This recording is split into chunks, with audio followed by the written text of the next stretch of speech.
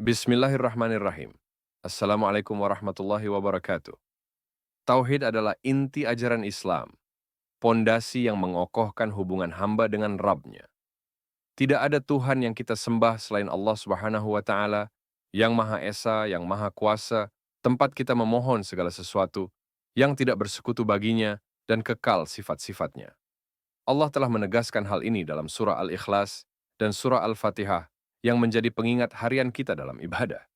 Namun, di balik kemurnian tauhid, ada ancaman yang dapat merusaknya, yaitu syirik, baik yang tampak jelas, kasar, maupun yang tersembunyi, halus. Oleh Dr. Arifin Siregar, pembahasan.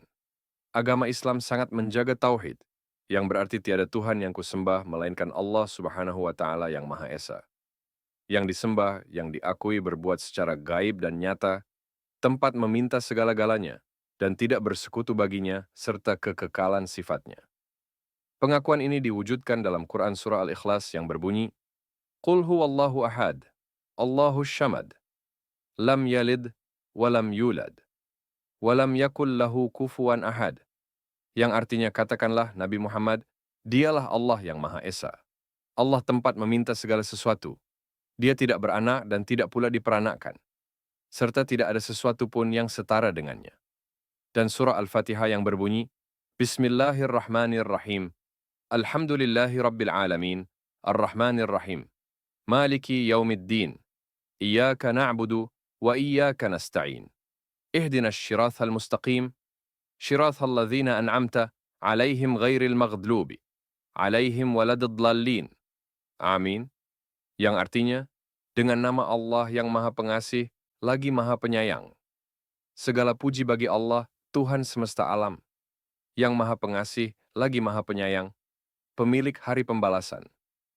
Hanya kepada Engkaulah kami menyembah, dan hanya kepada Engkaulah kami memohon pertolongan. Tunjukilah kami ke jalan yang lurus, yaitu jalan orang-orang yang telah Engkau beri nikmat, bukan jalan mereka yang dimurkai dan bukan pula jalan orang-orang yang sesat. Dalam tulisan ini akan kita bahas hal-hal yang bisa merusaknya. Komentar. Untuk mewujudkan hal di atas, tentu perlu kita ketahui hal-hal atau contoh yang bisa merusaknya. Adalah ancaman merusak, pelanggaran, atau rusaknya tauhid disebut syirik. Syirik terbagi dua, yaitu syirik halus dan syirik kasar. Contoh syirik kasar, misalnya seseorang datang ke suatu gua, atau benda bersejarah, atau suatu pohon beringin, atau kuburan wali, digunakannya tempat bermohon kehadirat Allah Subhanahu wa Ta'ala, dianggapnya sebagai tempat yang suci dan mulia, dan dilakukan ibadah penyembahan dan sebagainya. Adalah perbuatan atau pemujaan seperti ini yang terjebak kepada syirik kasar dan mudah mengoreksinya, serta mereka pun mudah menerima kesalahannya karena adanya perlakuan atau melakukan proses penyembahan atau pengkeramatan sebagai tempat menyampaikan doanya ke hadirat Allah Subhanahu wa Ta'ala. Karena tempat itu dianggapnya makbul untuk berdoa, memohon kepada sesuatu kekuatan gaib yang lain selain dari Allah Subhanahu wa Ta'ala. Komentar. Kemudian mengenai dosa syirik halus.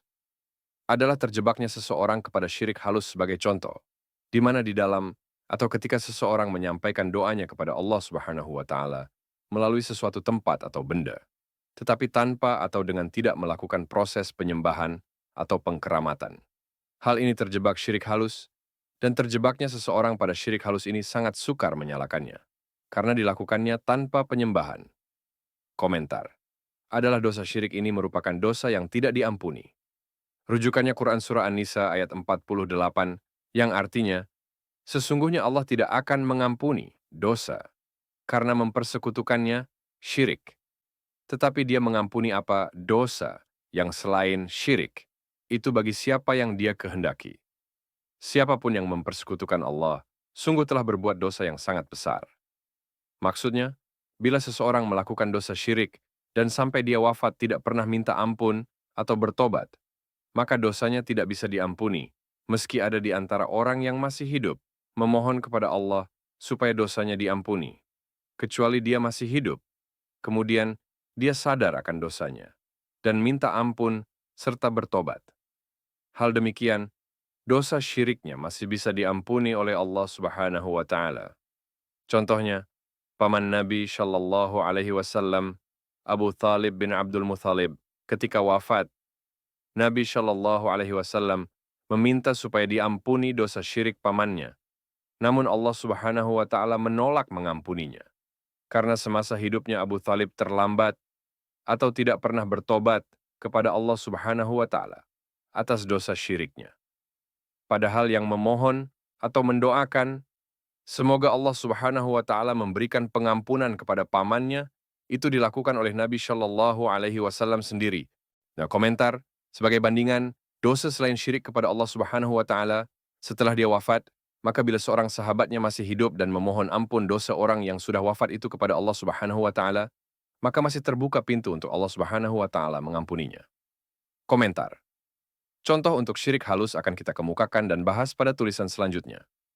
Demikianlah pembahasan mengenai pentingnya menjaga tauhid dan menghindari syirik dalam bentuk apapun. Semoga kita semua dijauhkan dari perbuatan yang dapat merusak iman dan diberikan kekuatan untuk selalu berpegang teguh pada ajaran Allah Subhanahu wa Ta'ala dan Rasul-Nya. Wassalamualaikum warahmatullahi wabarakatuh. Jangan lupa untuk subscribe, like, komen, dan share video ini. Aktifkan juga lonceng notifikasinya agar tidak ketinggalan video menarik dan bermanfaat lainnya.